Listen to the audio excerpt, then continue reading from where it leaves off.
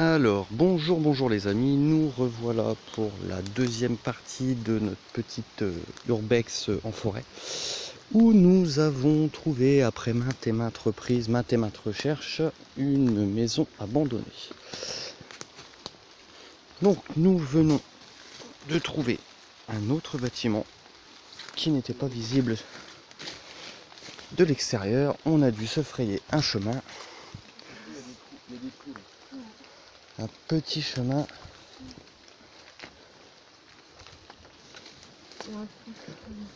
On dirait que c'est un genre de mobil-home. On va faire attention. Où est-ce que nous marchons? Ça m'a l'air assez délabré.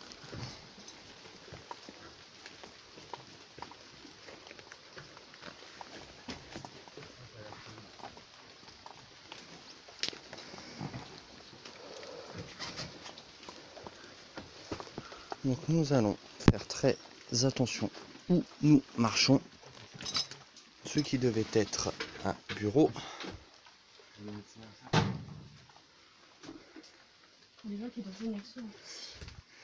Il y a quelques dossiers.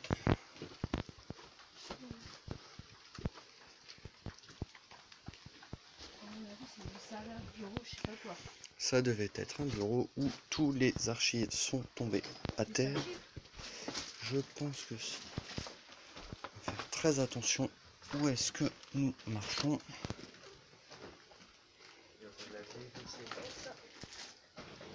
Le ballon d'eau chaude, il a fini en plein milieu. À mon avis, ça devait être un ancien cabinet de dentiste. Puisque, hop, nous arrivons dans une pièce où nous avons un fauteuil de dentiste. Avec les appareils qui devaient aller avec. Donc ces propriétaires étaient des dentistes. Et nous avons des photos. Quelques photos. C'est des noirs. Où il y a certains trucs qui ont brûlé. Nous avons la superbe anatomie d'une femme. Il manque bien.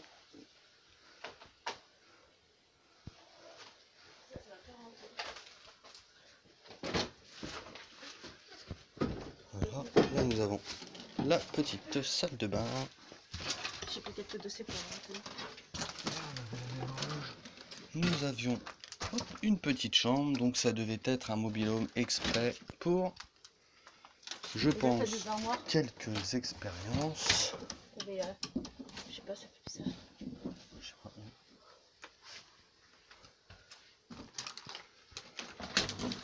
Quelques armoires où ça a bien été délabré quand même.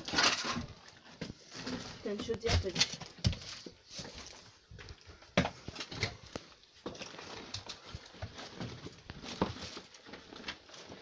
On va faire très attention parce que vu l'état du toit, on s'aventure, mais on ne sait pas réellement où est-ce qu'il faut marcher. Donc, à savoir que dans un urbex, il faut toujours faire attention où est-ce que vous marchez. Vous ne savez pas sur quoi vous pouvez tomber. Là, nous allons éviter de marcher. Il y a une grosse fuite et à mon avis, on n'a pas envie de passer à travers.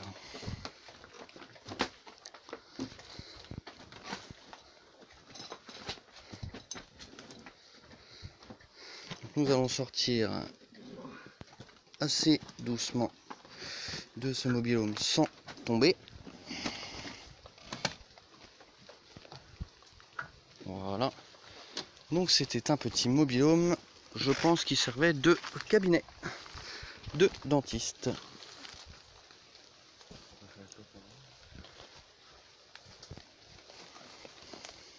Donc nous allons emprunter le petit chemin que nous nous sommes frayés dans le bois. Voilà.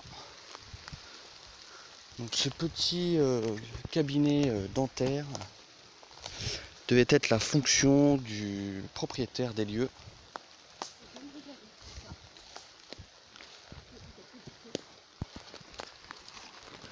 Donc nous avons su qu'il y avait également apparemment une piscine que nous avons vue en arrivant.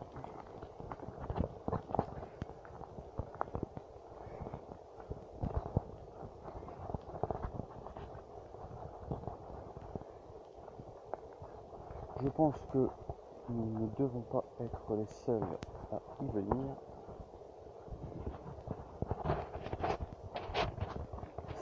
C'est un domaine qui est assez grand, hein. Faut réellement visiter. Alors moi je vous conseille c'est de venir plutôt d'abord une première fois de jour pour éventuellement voir comment est le terrain, parce que c'est quand même un terrain qui reste quand même malgré tout accidenté. Donc voilà, la belle piscine. Bon, il y a certainement dû avoir quelques squatteurs, hein. Il doit y avoir sûrement des squatteurs qui ont dû passer par ici.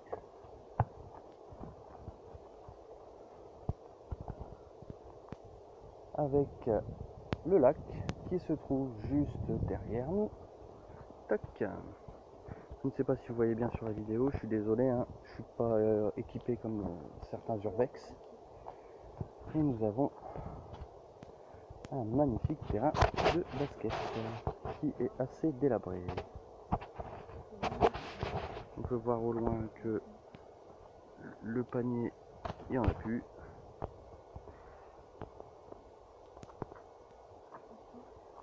Voilà, hop. À mon avis, quand il y avait encore un petit peu de vie dans cet endroit, il devait y avoir de sacrées soirées. Parce qu'avec une grande piscine comme ça, on ne peut que faire des grosses soirées. Un petit plongeoir pour celui qui veut sauter.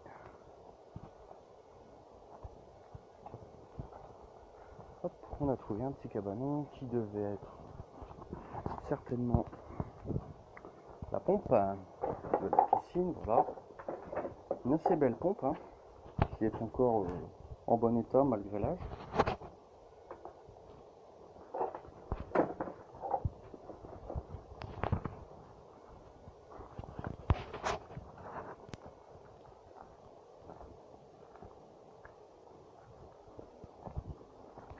On va juste faire attention de ne pas tomber dans l'eau. Il pleut déjà assez, on est assez mouillé.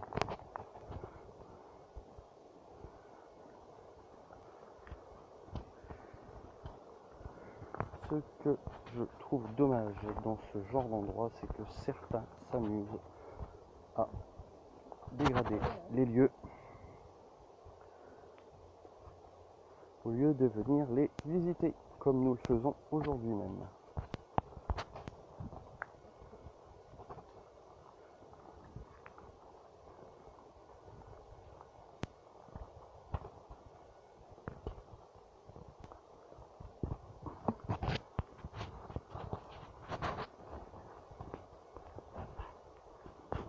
Donc nous venons de sortir de la piscine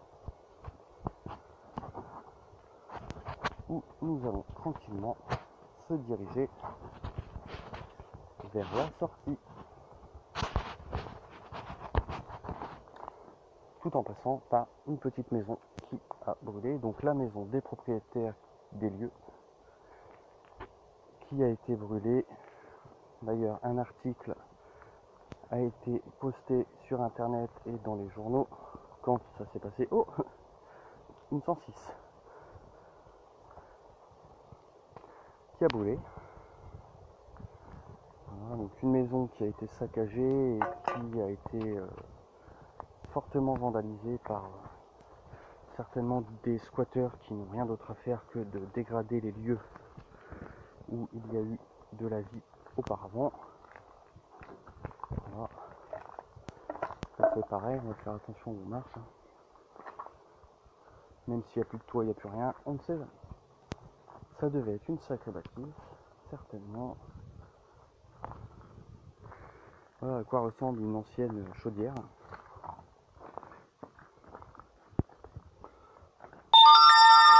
salle de bain. Ah, le portable qui sonne. Le petit toilette où il y a encore du PQ. Le PQ doit pas être très très vieux. Et, ça doit être quand même bien squatté.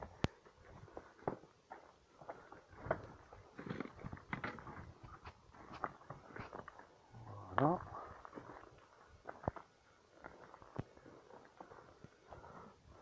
Donc alors attention, hein, ne vous faites pas d'idées, ce n'est pas une maison hantée, loin de là. On peut entendre certains bruits, de jour comme de nuit, parce que nous sommes venus hier de nuit, mais ne connaissant pas réellement les lieux, nous nous sommes aventurés simplement dans le chemin pour voir où la maison se trouvait.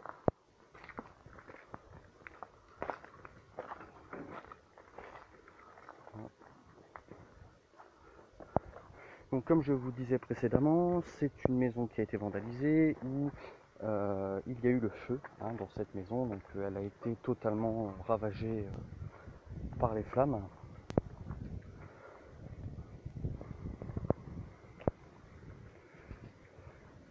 Et donc maintenant, nous allons se diriger vers la sortie.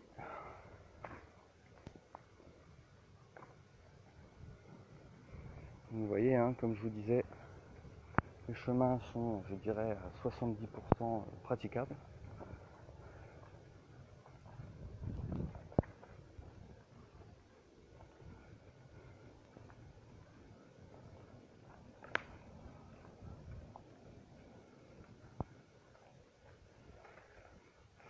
On voit bien que la forêt a bien repris le dessus sur ce magnifique patrimoine qui appartient à l'État.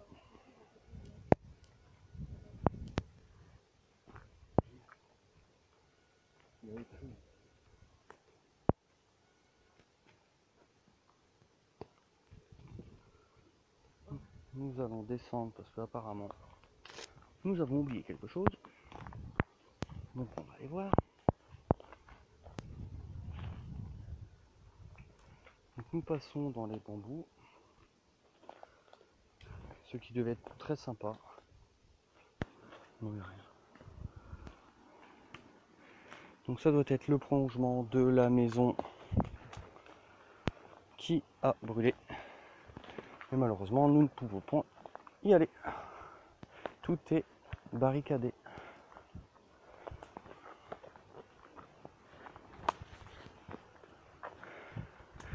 Une petite baignoire, on se demande bien comment elle est arrivée ici.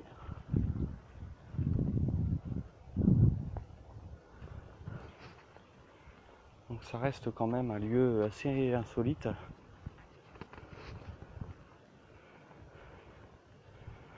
Nous avons la bonbonne de gaz où nous allons éviter de s'approcher, même si il n'y a plus rien en fonction dans ce domaine.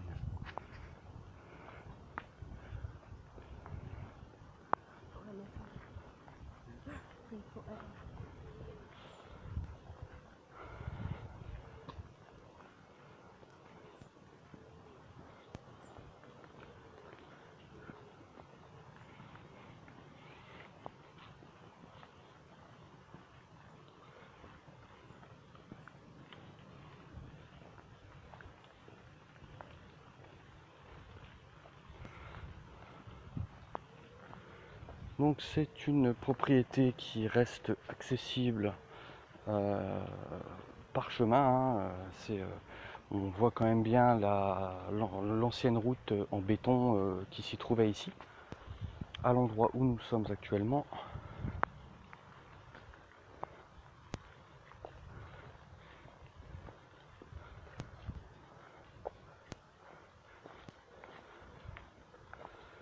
Donc c'est une maison qui est très très accessible.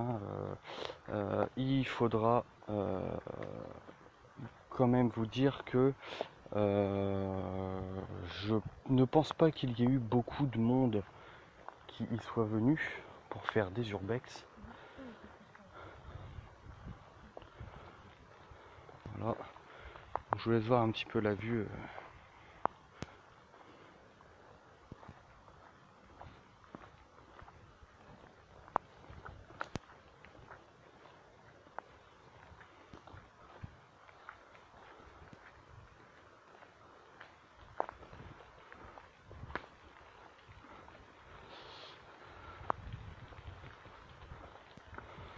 Donc voilà pour nous. Donc nous arrivons à la sortie du domaine.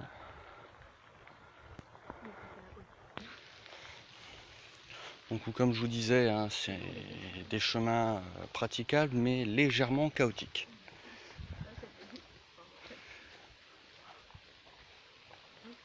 Voilà les amis, donc je vous dis à la prochaine pour de futures vidéos. Bisous bisous.